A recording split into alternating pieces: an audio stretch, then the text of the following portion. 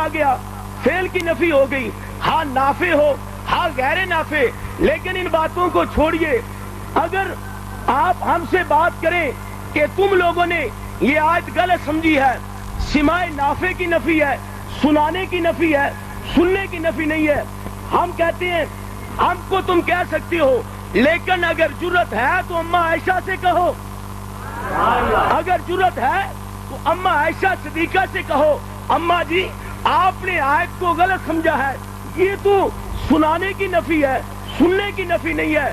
اماں عائشہ کہتی ہیں ان الاموات لا یسمعون، اگر جرت ہے تو حضرت ابن عباس رضی اللہ تعالی عنہ سے کہو کہ انہوں نے اس آیت سے غلط سمجھا ہے، یہاں تو سماع نافع کی نفی تھی، مطلق سماع کی نفی نہیں تھی۔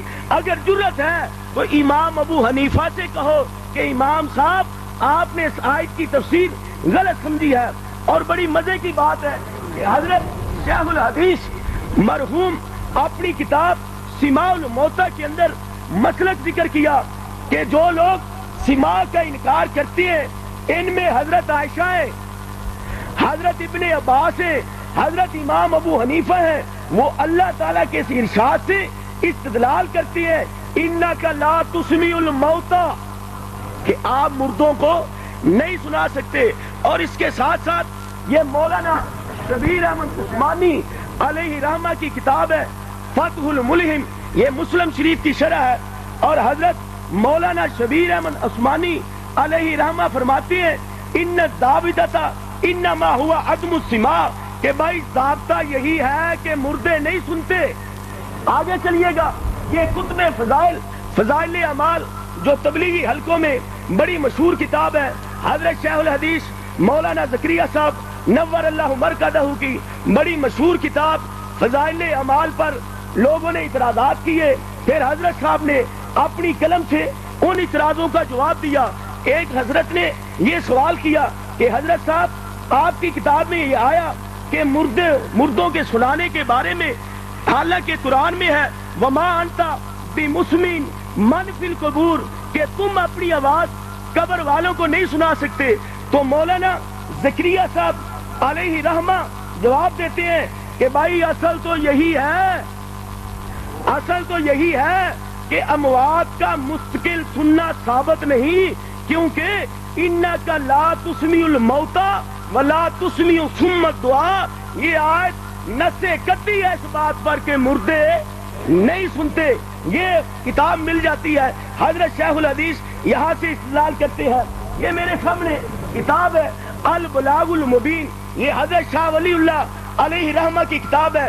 حضرت شاہ ولی اللہ علیہ رحمہ ومن اضل ممن يدعو من دون اللہ، یہ وہ آیت ہے کہ ہمارے پیر بہاری علیہ رحمہ تقریروں کے اندر اس آیت کو کثرت سے پڑھا کرتے تھے۔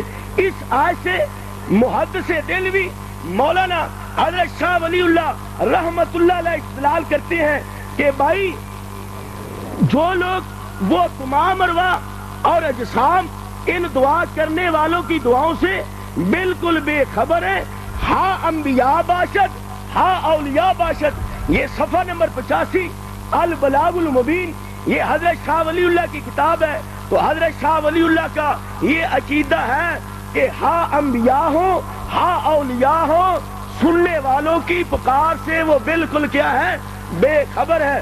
یہ میرے سامنے کتاب ہے تسکین الصدور، یہ حضرت مولانا سرفراز صاحب مرحوم کی کتاب ہے۔ اس کے اندر بڑا مزیدار حوالہ ہے، آپ سنیں گے آپ یقیناً حیران ہوں گے۔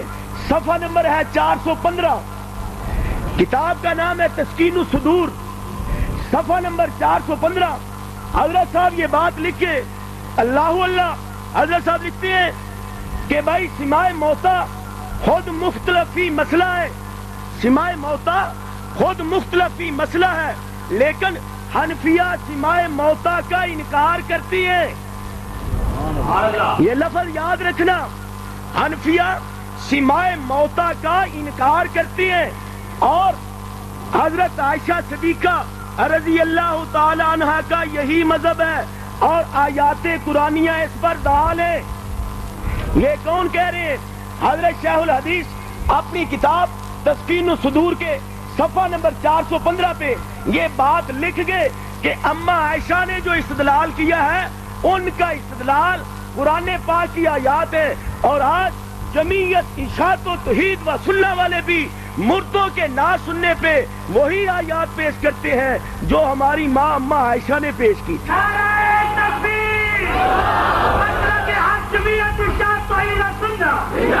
آج جمعیت اشاعت و توحید و سنہ والے وہی آیات پیش کرتے ہیں جو حضرت ابن عباس نے پیش کی۔ آگے لکھا کہ اما عائشہ کا یہی مذہب ہے اور قرآنی آیات اس پر دال ہے، لہذا اس طرح ان سے خطاب کر کے نہ کہے کہ تم دعا کرو۔